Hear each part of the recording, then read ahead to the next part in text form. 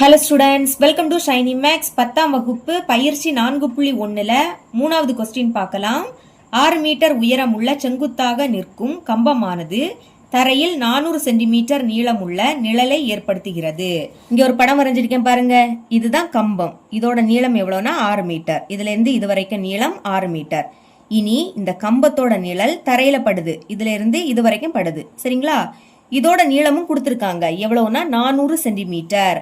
கொஸ்டின்ல அதை மட்டும் தான் சென்டிமீட்டர்ல கொடுத்துருக்காங்க. மற்றது எல்லாத்தையுமே மீட்டர்ல கொடுத்துருக்காங்க. அப்ப அதையும் நான் மீட்டரா மாத்தணும். 400 சென்டிமீட்டரை மீட்டரா மாத்தணும்னா 100ஆல வகுக்கணும். இப்ப இந்த ஜீரோவும் இந்த ஜீரோவும் கேன்சலா, இந்த ஜீரோவும் இந்த ஜீரோவும் கேன்சல். இனி கேன்சல் பண்ண முடியாது. மேல பாக்கி 4 இருக்கு, கீழே ஒண்ணுன்னா எழுதிக்காண்டாம். அப்போ 400 சென்டிமீட்டரை மீட்டரா மாத்தின என்ன கிடைக்குது? 4 மீட்டர்னு கிடைக்குது. இதுல இருந்து இது வரைக்கும் எவ்வளவுனா 4 மீட்டர். இனி ஒரு கோபுரமானது 28 மீட்டர் நீளமுள்ள நிழலை ஏற்படுத்துகிறது. அடுத்து ஒரு கோபுரம் இருக்கு. இதுதான் கோபுரம். சரிங்களா? இதோட நிழலும் இதுல இருந்து இதுவரை வருது. இப்போ இதோட நீளமும் கொடுத்திருக்காங்க. எழுதிக்கலாம். எவ்வளவுனா 28 மீட்டர். எழுதிறேன். 28 மீட்டர். மறுபடியும் கொஸ்டினை பாருங்க. கம்பம் மற்றும் கோபுரம் ஒரே நேர்கோட்டில் அமைவதாக கருதி வடிவொத்த தன்மையை பயன்படுத்தி கோபுரத்தின் உயரம் காண்க. இப்ப நமக்கு கம்பம் கோபுரம் ரெண்டுமே ஒரே நேர்கோட்டில் தான் அமையுது. அதான் நேர்கோடு வரைஞ்சிருக்கேன். இப்ப என்ன கண்டுபிடிக்கணும்னா கோபுரத்தோட உயரம் கண்டுபிடிக்கணும். இதுல இருந்து இது வரைக்கும். சரிங்களா? இப்போதைக்கு அதை எக்ஸ்ன்னு எடுத்துக்கலாம். இந்த எக்ஸோட மதிப்பை தான் நம்ம கண்டுபிடிக்க போறோம். போன சம் எப்படி சால்வ் பண்ணமோ அதே மாதிரி தான். நேம் கொடுக்கலாமா? இது ஏ, இது பி, இது சி, அடுத்து இது டி, இது இ. முதல்ல இந்த சிறிய முக்கோணத்தை எழுதிக்கலாம். முக்கோணம் டிபிஇ எழுதிருங்க. டிபிஇ மற்றும் அடுத்து பெரிய முக்கோணம் முக்கோணம் ஏபிசி.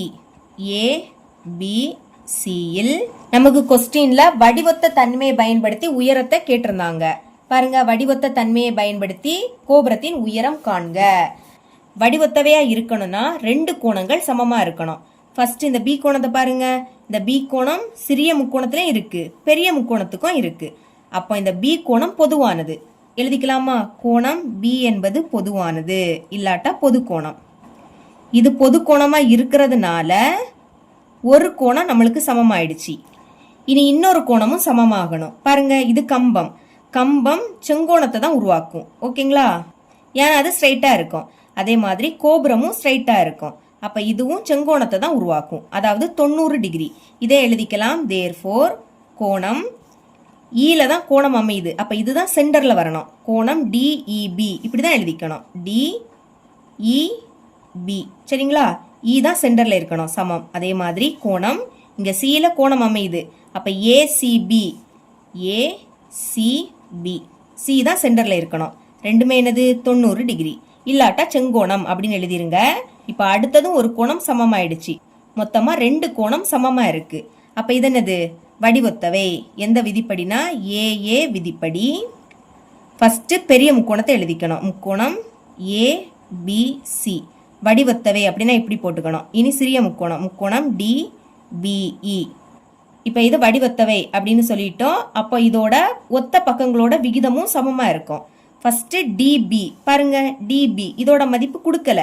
அப்ப அதை எடுத்துக்க கூடாது. இனி லாஸ்ட் உள்ள இது ரெண்டே எடுத்துக்கோங்க. பிஇ. பிஇ. பைக்கு கீழே இங்க இருக்கக்கூடிய லாஸ்ட் ரெண்டும் பிசி. பிசி சமம். இனி ஃபர்ஸ்டும் லாஸ்டும் டிஇ. டிஇ. பைக்கு கீழே இங்கே ஃபர்ஸ்டும் லாஸ்டும் ஏசி. ஏசி. மதிப்பை பிரதியிடுங்க. பிஇ. பில இருந்து இ. இது எவ்வளவுனா 4 மீட்டர். அப்ப அதுக்கு பதில் 4ன்னு எழுதிக்கலாம். பை. இனி பிசி. பில இருந்து சி. மொத்த நீளம் எவ்வளவு? 28 மீட்டர். அப்ப 28ன்னு எழுதிருங்க. சமம். இனி டிஇ. டிஇ இது 6 மீட்டர். 6ன்னு எழுதிக்கலாம். By AC. ஏல இருந்து சி. இதை எக்ஸ்ன்னு எடுத்துக்கிட்டோம். அதை தான் கண்டுபிடிக்கணும். சரிங்களா? இனி இந்த எக்ஸை மேல கொண்டு போயிடலாமா? ஃபர்ஸ்ட் எக்ஸை எழுதிக்கலாம். இது வகுத்தல்ல இருக்கு. அப்போ அது மேலே போயிடுச்சுன்னா பெருக்கல் ஆயிடும். பெருக்கல் போட்டுக்கிட்டு தான் அந்த 4 எழுதிக்கணும். ஞாபகம் வச்சுக்கோங்க. இனி இந்த 28ஐயும் மேலே கொண்டு போயிடலாம். 28. இப்போ இதுவும் வகுத்தல்ல இருக்கு, அங்க போச்சுன்னா பெருக்கல் ஆயிடும். அப்ப பெருக்கல் போட்டுக்கிட்டு மேலே இருக்கிற 6 எடுத்து எழுதிருங்க. இப்போ எக்ஸ் தானே வேணும், எக்ஸை மட்டும் இங்க வச்சுக்கலாம். அங்க என்னது இருக்கு, 28 பெருக்கல் 6. இப்போ இந்த 4 பெருக்கல்ல இருக்கு, இங்க வந்துன்னா வகுத்தலா மாறும். அப்ப பைக்கு கீழே 4 எடுத்து எழுதிருங்க. இப்போ இது ரெண்டுமே 4ஆம் வாய்ப்படி கேன்சல் ஆகும். 1 4 4, 7 4 28. இதுக்கு மேல கேன்சல் பண்ண முடியாது. அப்ப மேல உள்ளதை பெருக்கிருங்க.